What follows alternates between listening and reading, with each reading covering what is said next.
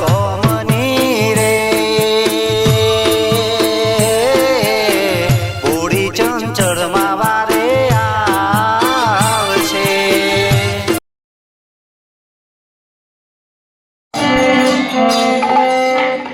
તમારા કોચાતું પાણી પણ એકી આવી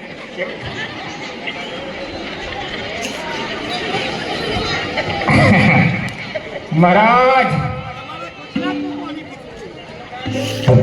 તમારા બધા કાગડા ને કીધે પણ ધણું શું થવાનું નહીં.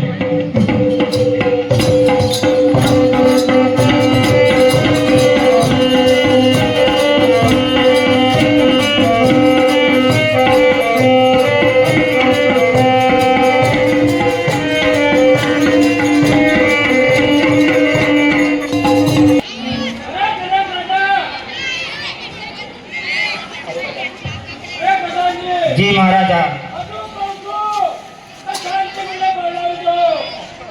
અરે લંકે, અરે મહારાજ એવું તો કદાપી નહીં બને. જે આ ધનુષ તોડશે એને જ સીતાજી વર મારા ફેરાવશે.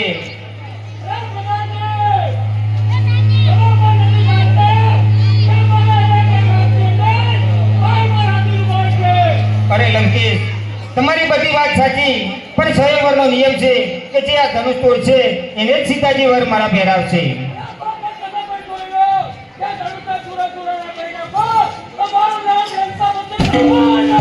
જી મહારાજ. અરે લાવ લાવ.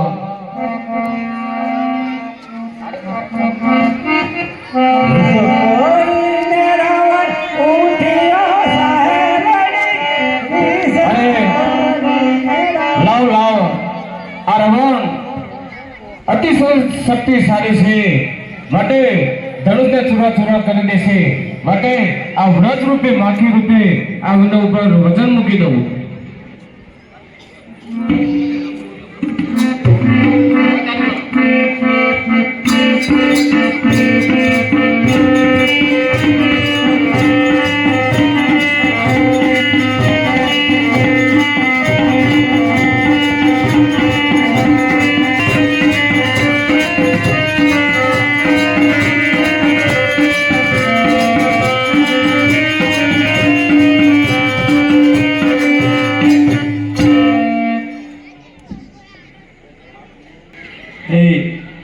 આ ધનુષ રીતે હાથ કચરાઈ રહ્યો છે, તો હે રામ, મને આ પીડામાંથી મુક્ત કરો.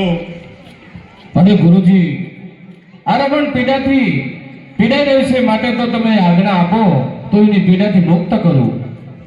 અરે રામ, મારી તમને આજ્ઞા છે. એ રાવણને હાથ પીડાય છે, માટે એને મુક્ત કરો. જેવી ગુરુજીની આજ્ઞા.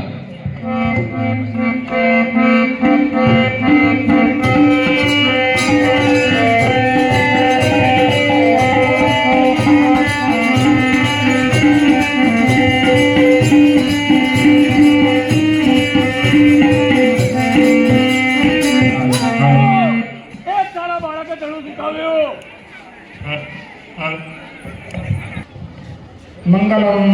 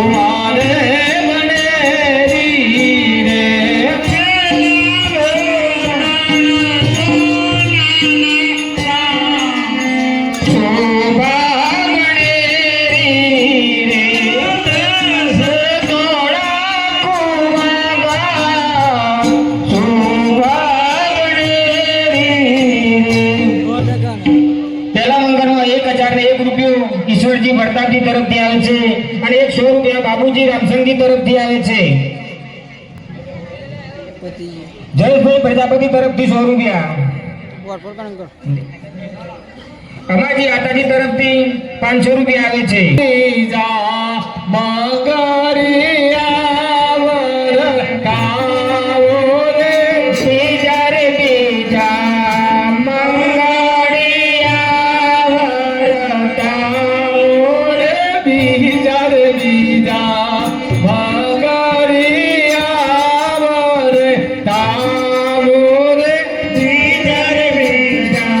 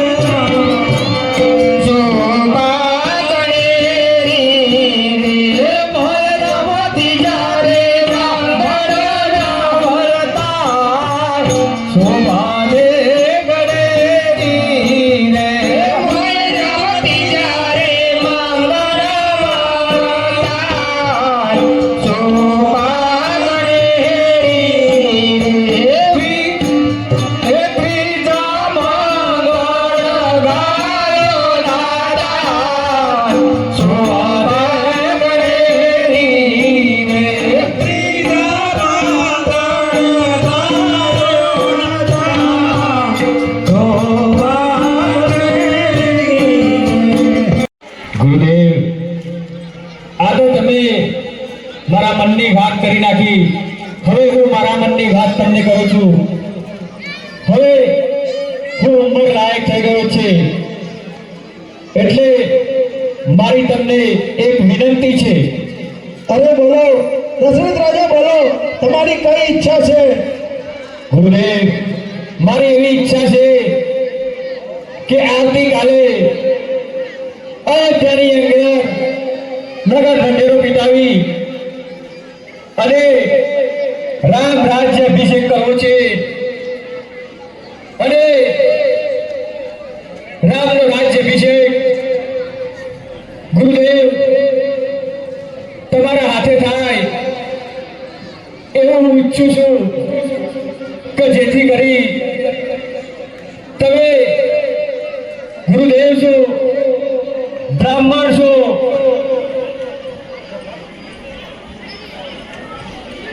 તમે રાજ્યના અભિષેક વિશે ખૂબ જાણકાર છો,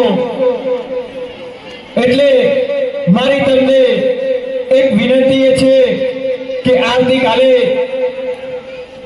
રામને ગાદીએ બેસાડી રામને તમારા હાથે તિલક કરી અને પછી તમે સીધાવજો. અરે દશરથ રાજા,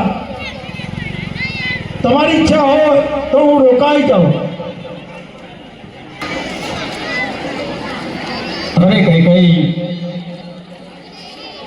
આવતીકાલે અયોધ્યાની અંદર રામ રાજ્ય અભિષેક છે.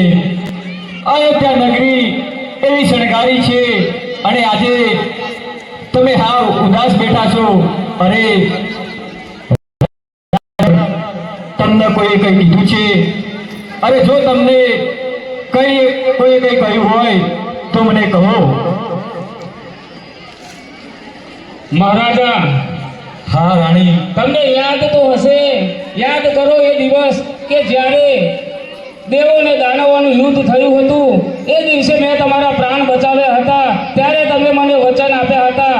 આજે મારે બે વચન જોઈએ છે. અરે માગી લો, કઈ માગો. અરે રઘુકુલ રીત સદા ચલી આવી, રઘુકુલ રીત સદા ચલી આવી. પ્રાણ જાય પણ વચન ન જાય. આજે માગશો તો મારા પ્રાણ પણ ત્યાગી દઈશ. અરે મહારાજ, તમે વચન આપ્યા પહેલા 10 વખત વિચાર કરજો કે આજે હું જે માગીશ તે તમે નહીં આપી શકો. કઈ એક ક્ષત્રિયનો ધર્મ છે. ક્ષત્રિય જો બોલીને બીજું બોલે ક્ષત્રિય ના કહેવાય. તો સાંભળો મહારાજ, મારું પહેલું વચન તમારા હૃદય ઉપર પથ્થર રાખજો અને હું માંગીશ તો તમે આપશો. કઈ એક વખત માગી તો જુઓ. અરે તમે માગશો કે રાજા તમારા પેટનું કલેજું જોઈએ છે એ પણ હું ચીરીને આપી દઈશ. તો સાંભળો મહારાજ, મારું પહેલું વચન, રામને 14 વર્ષનો વનવાસ. અરે કઈ રામને 14 વર્ષનો વનવાસ એ કયા કારણે? અરે કઈ તમે તો કહેતા હતા કે રામ મારો છક્કો દીકરો છે. અરે તમે તો રામ જોડે એવી સેવા કરાવી છે કે તમે તમારા પોતાનો દીકરો માનતા હતા અને આજે તમે રામને 14 વર્ષનો વનવાસ આપવા તૈયાર છો. અરે મહારાજ, મારું આ પહેલું વચન હતું અને સાંભળો હવે બીજું વચન, મારા ભરતની રાજગાદી. કઈ અરે મારે મન તો રામ, લક્ષ્મણ, ભરત અને શત્રુ સરખા છે. રામ ગાદીએ બેસે કે પછી ભરત, મને કોઈ વાંધો નથી. પણ કઈ તમારું એક વચન મિથ્યા છે. તમે રામને 14 વર્ષનું જે વનવાસનું વચન માંગ્યું છે એ સિવાય તમે બીજું કોઈ પણ વચન માંગી લો. મહારાજ, મને ખબર છે કે મારી સાથે તમે વિશ્વાસઘાત તો નહીં. હું વિશ્વાસઘાત કરતો નથી. હું તમને કહું છું, કદાચ તમારા મન ભરત ઉપર હશે, રામ ઉપર નહીં હોય. ભલે તમે તમારા સગા દીકરા રામને ગાદીએ બેસાડવા માંગતા હશો તો હું પણ તૈયાર છું કે રામ ભરતને ગાદી આપીશ. પણ ફક્ત તમારું આ એક વચન એવું છે કે જે તમે બીજું માગી લો. અરે રામ મારી જમણી હાથ છે અને લક્ષ્મણ. અરે મહારાજ, તમે ગમે તે કહો, પરંતુ મારું મન તો ભરત જ છે.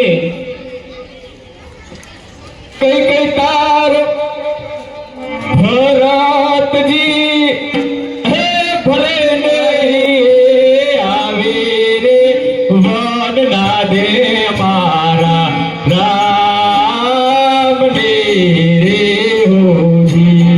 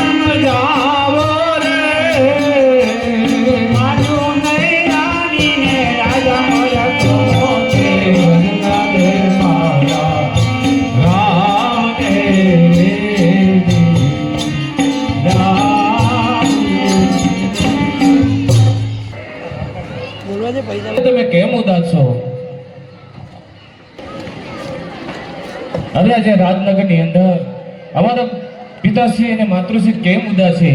એવી તો શી તમને આફત આવી કે તમે આટલા બધા ઉદાસ થઈ ગયા હશે? એવું મારા માટે શું દુઃખ થયું કે તમે આટલા ઉદાસ થયા છે?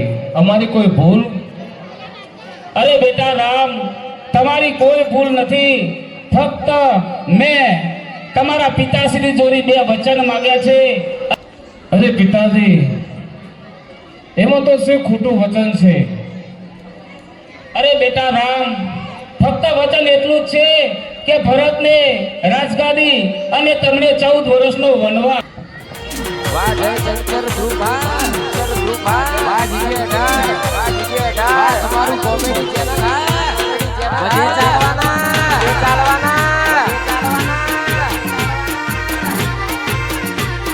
વાહ ગોધીનગર ધોળાકુવા.